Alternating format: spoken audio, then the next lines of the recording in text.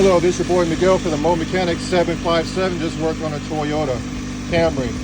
I told the customer to turn the car on, but do not hit the gas, do not do anything.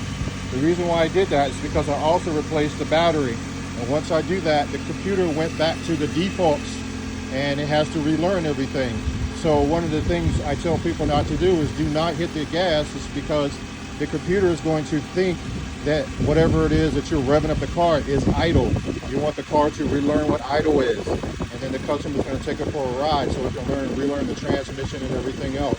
These computers have certain parameters that they must learn and know. Once you go to default, it doesn't know any better except as a brand new car.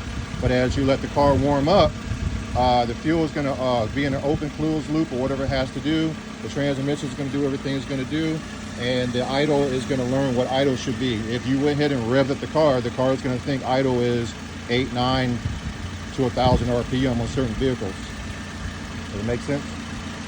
Okay, so just remember, whenever you change the battery and do some major work, let the car warm up so you won't be messing up the parameters, and then take it for a ride so it can relearn the transmission, the engine, idle, and everything else that the computer has to relearn.